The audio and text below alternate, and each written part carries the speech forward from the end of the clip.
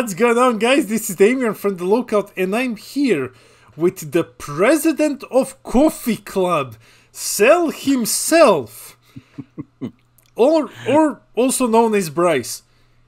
Perfect Cell. Which wisdom do you have to impart on us today? Well, since we know that the new Cell deck is dead on arrival, I propose a guide for an older, yet legal of age deck. All right, yeah. So there you go, guys. We're going to be doing a guide for Starter 21, the deck that I hate more than anything else in the world. So, but Mr. Cell here told me, you know, like, I'm gonna discard your hand if you don't do this. So let's do this, man. Like, all right. Yeah. Right, so, how do we start? Just go over the deck. Yeah. Let's just go over it.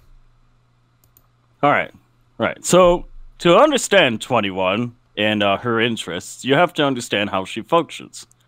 The front side of her is a 10K that's mono blue, and whenever she attacks, she draws a card. Pretty standard. But if you have a multicolored blue-green energy and you have 6 or less life, you flip her over. You draw one, untap one. Then the backside is where she gets interesting. She gains a handicap. You cannot play any 6 costs or higher. And if you would destroy one of your energy through one of your effects, you get to bring back a blue-green multicolor energy, draw a card, and at the start of your opponent's main phase, so after they charge, you get to untap a blue-green. So, now that we've reviewed what she does, that's kind of what we're building around. We want to blow up our own energy within reason, and then we want to utilize it. So we're namely a blue-green deck. I have experimented with 4-color monstrosities in the past. Don't do it. Which, by the way, if you are looking for something like that, the Vegito Unison is a great budget option for this deck, as it procs the backside's effect.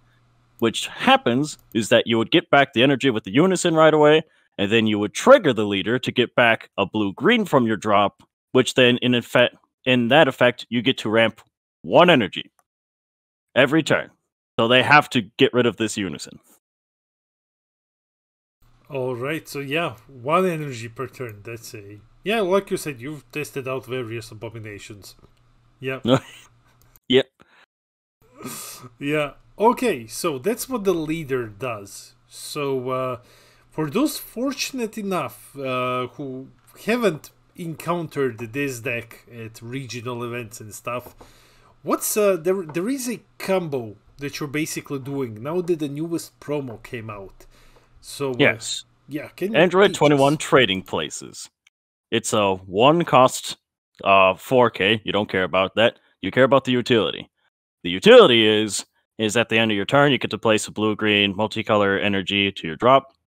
The important thing is, when you combo Android 21 Trading Places from anywhere, she gets to pick up a blue-green energy from your energy area, and then she also gets to crack an energy. Any kind, so you can crack your mono blues and stuff. Then you put back a blue-green... Well, no, you put back any card from your hand into your energy. So, not only do you get to fix your energy, but then you get to proc your leader on your opponent's turn, which is huge. Because then if you do it again on your turn, you get to untap 2 blue-green energies instead of 1, because it keeps track of both times that you did it. Because this all resolves at the start of your opponent's main phase. Yeah, insane. Untap 2 here, guys. So... This is the latest support for the deck. This is like what the deck really needed to go off. Alright, so let's say I'm someone who's piloting this deck for the first time. So how would you guide me to it? You show me the deck, you say like, here you go, Damien, good luck. And I ask you like, okay, what do I do? What do I look for? Alright, so the important thing when playing the deck is you want to fix your energy as much as you can. So whatever you don't need at the time, put it in there, so that way you can pick it up later. And also, we want to proc our leader as much as possible. So that's what we're trying to play around into. Okay, so, alright, so now I know what they do, but can you tell me, I've heard that there is a combo loop in this deck with the super combo. How does that part work?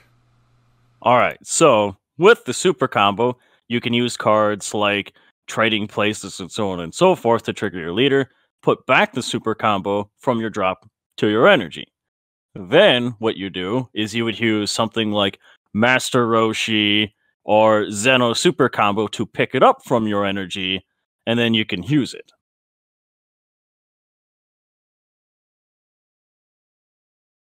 Yeah, okay, so the super combo, basically, what I'm hearing, what I'm looking at in your build is you don't focus too much on the Bionic Blitz. You're running only one copy of it. So how come you chose to go with just a single one? And I see like no Roshis here, or I'm blind maybe. No, there's two in there. There's two.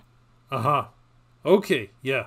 So how come you are so? What about this Android 17 restraint support?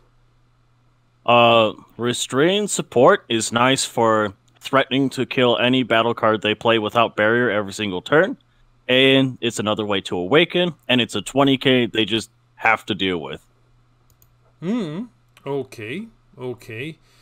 Yeah, it's a very interesting build that you have here. So let's talk about the Unison, for example. Yes. So Zamasu, the Undying, I believe his name is. So he works best in this build because it goes in line with what you want to do, and he's secretly a dual attacker. That also is a negate that also blocks twice in a turn. Because both your autos will go independent. So then you can trigger Zamasu to get a counter, untap him, and now you effectively got another attacker or another block out of it with like trading places and whatnot. So with your leader, you're drawing to put back one, and then you untap one at the start of your opponent's main phase on top of getting back your blocker. Okay, and how do we actually finish games in this deck? I see 4 copies of Bad Omen here. So yes, if I'm someone who doesn't know, how do we finish games? Alright, so the big one is you threaten the Bad Omen loop, where you would play one, she kills one of your energy, which triggers both your Zamasu and your leader, and then your leader will put back the other copy of Bad Omen from your drop into your energy. So then you can threaten the long game burn, or we do have Android Super 17 Hell's Ultimate Weapon, where if you pay the big Blammo 7, you get to play him and 3 other androids from your energy. So that's 3 Bad Omens. So if your opponent oopsie boopsied and went to 3 life, they are dead. Oh, yeah. Yeah, this is the big win con, guys. Like, you just burn your opponent with Bad Omen. This is just better Invoker, man. You've heard it here, Peter Dance. This is the better Invoker. No wonder you keep playing it, you bastard. So, so for players, do you have like any tips, tricks? You know, I know that we just had a ban list. Which took away Red X. Thank God this happened. So going into the next metagame, looking at the colors which aren't red, is there anything, for example, people are saying that yellow is gonna be back. Is there anything that you would say to new pilots to watch out for, or how to plan for some matchups, let's say, that are available now, you know, like Majin, Frieza and stuff like that? So the 2 big yellow decks are going to be, as you said, Majin Vegito and Golden Frieza. Frieza is a mid-range deck that just longs to drag out the game as long as possible until he can get the kill turn, and you are just guaranteed dead at that point, which involves going to turn 8 with Cooler, Swift Retaliation, and Golden Cooler because, you know, he's cooler than Frieza, so. Mm-hmm. But Definitely. But you do have till turn 8, so you have plenty of time. The only thing about that matchup is you have to play around Frieza's Cold Bloodlust, because in a deck full of one-ofs, they draw a crap ton of cards, they will see it, so that's just something in the back of your mind you do have to keep note of. So my advice for that matchup is you have to be the aggressor, and you also have to play around their skill negations between their tyrannical blows, the aforementioned Cold Bloodlust, and their cooler Swift Retaliation. All right. Yeah. So that's how you beat Frieza. What about Majin? Majin Vegeta, you are more on the back foot. You have to stave off his attacks, as his attacks are namely going to be 1 or 2, maybe 3 cards in a single turn. He doesn't play many, but they are very impactful. So, like the Majin Vegeta, that's basically just a 25k or 30k double striker for 1 that he just gets to gurgitate out and stay there for no reason. Then he's also got the Goku Vegeta duo. He's got the aforementioned Son Goku that plays itself for free. And then on top of that, the Z leader is a board nuke. So he gets to, at any point of the game, threaten to nuke your board at the low cost of going to 1, and then basically for free at that point, because he adds up from no life to his hand.